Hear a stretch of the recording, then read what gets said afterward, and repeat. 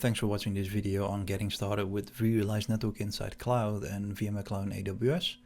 My name is Martijn Smit and I'm a technical marketing architect for Network Insight within VMware, and I will take you through the steps of how to set up VRNI Cloud with VMC and AWS. So before I get started, please note that we're going to be deploying a collector VM into VMC and AWS, which needs to access the internal IP addresses of the VMC vCenter and the NSX manager. So this will require some firewall rules to be created between the compute and the management networks. So the collector will need an IP address, so you can allocate that IP address in the workload domain and make sure that it has access to via vCenter and NSX before deploying it, because that's what makes the coming steps a lot smoother. So first, from the Cloud Service Portal, open up the Network Insight tile. This will take you inside Network Insight and prompt you with a sort of an initial setup page. So we'll be adding a VMware Cloud and AWS data stores in this case, but you can also use this launch page to directly set up a on-prem VMware vCenter or in public cloud accounts for AWS or Azure, or even the VMware SD-WAN by VeloCloud data source. But in this case, I'm going to focus on the VMware Cloud and AWS support. So open that up, and once you click the VMC tile, it will prompt you for the details for the vCenter of VMware Cloud and AWS. But before we do that, we actually need to deploy a collector, as I previously mentioned. So to do this, click the Add Collector button and then download the collector VMOVA. So in this case, I've already got it downloaded just to save some time. So you can, we're going to be using this one, but download it and then make sure you have it ready when you are deploying it to VMC. Speaking about VMC, let's head into itself and then deploy the OVA template. So select the local file, head over to the downloads and then click the OVA, open that up, have it validated and click next, then give it a name, and I'm going to fix this glaring issue here. And then the resource pool is already selected, so we can move on. Then just some details, moving on. We have to accept the license agreement here.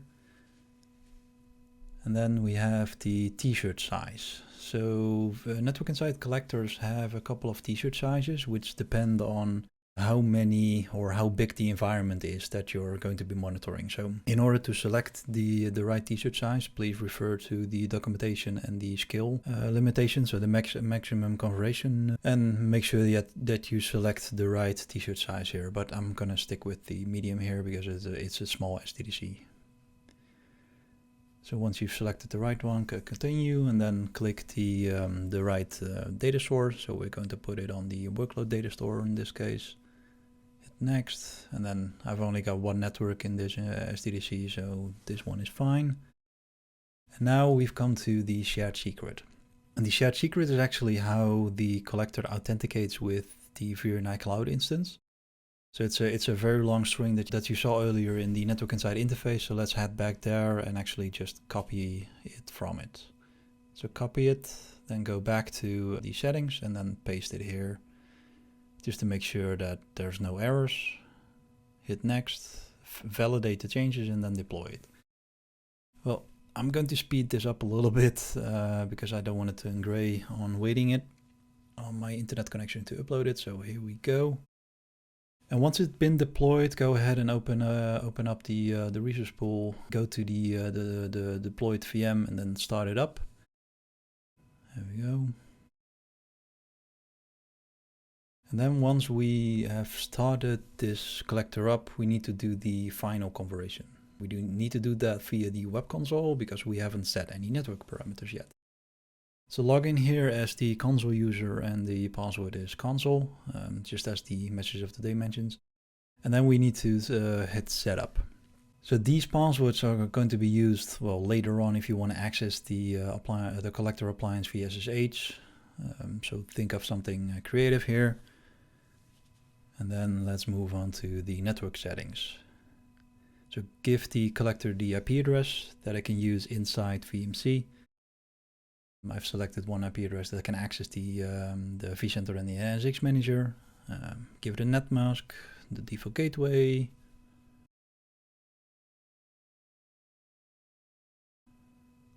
And then lastly, the DNS server. Just going to use Google DNS here, but you might want to use your own. And lastly, the domain search. Then save the network configuration, and it will restart the networking servers to make sure that it's activated. And now give it an NTP server. NTP is pretty important in monitoring, so make sure that it's a correct one. So now it goes out to the NTP server and actually validates it, and then syncs the time against it. This takes a couple seconds. And now in this case, in my environment, I don't need a web proxy. So typically inside VMC, you would not need a web proxy at all. But if you're using these steps to deploy the collector inside your own environment, your on-prem environment, and you might need a web proxy, then choose yes here. But in this case, I'm just going to do no and move on. And now it's actually going and reaching out to the VMware Cloud service and also making sure that it's registering against VMware Cloud, making sure that it's available for VMware Cloud to go to data sources such as the vCenter and the NSX Manager. So this can take a while. I'm going to speed this up a little bit, but like the 15 minutes that are mentioned here are actual truth. So go ahead and grab a coffee, and then you will come back to this message. Then go back to the web interface and see that the collector is actually there. And now we move on to adding the vCenter server. So add the internal IP address and the credentials. So I'm going to use Cloud Admin here.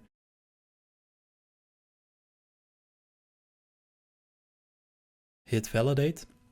And what validate does is actually connects to the IP address or the hostname of this vCenter and validates the credentials, make sure that it can log in. And so if the validation is not successful, you will see an error message here saying why it has not been successful. Maybe the credentials maybe are not correct, or maybe it doesn't have enough permissions, etc.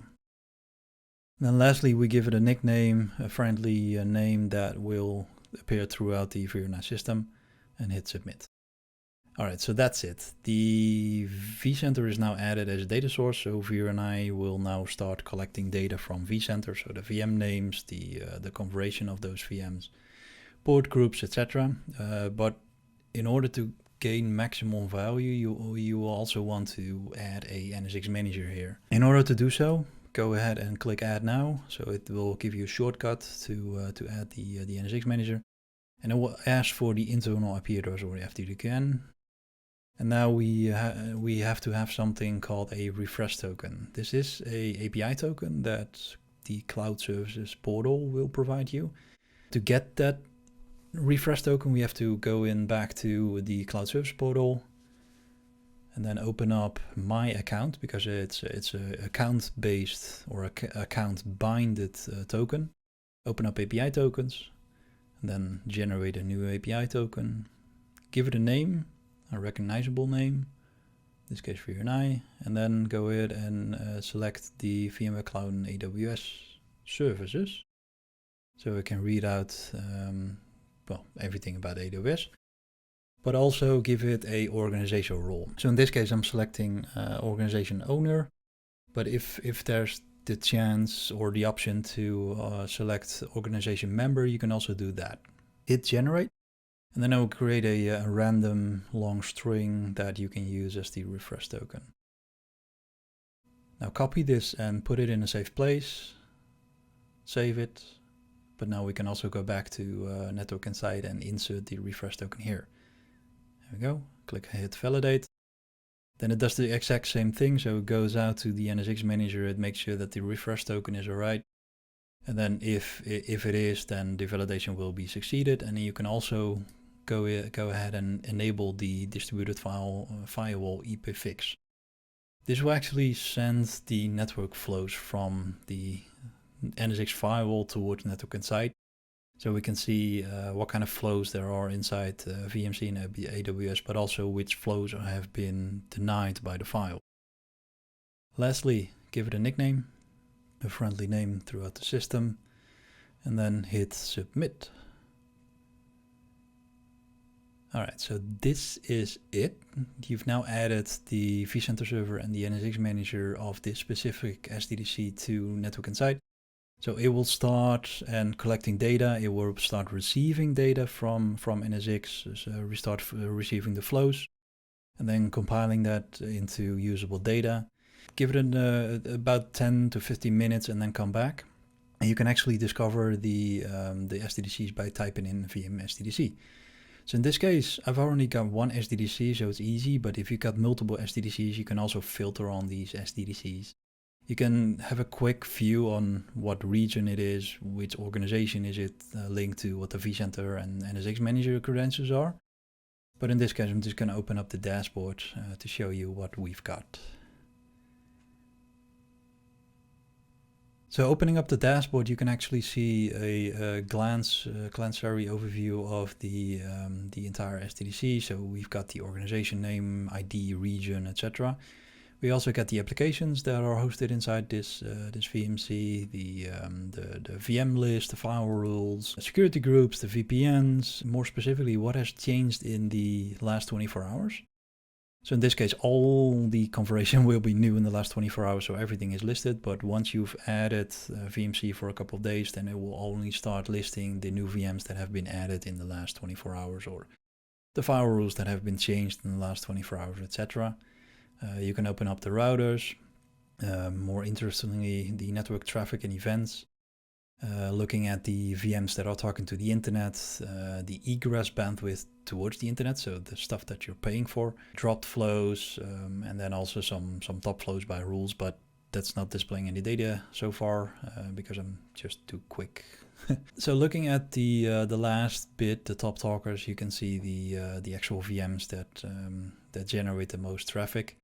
In this case, it's a pretty empty SDDC, so you will only see the collector appliance doing some flows here and there.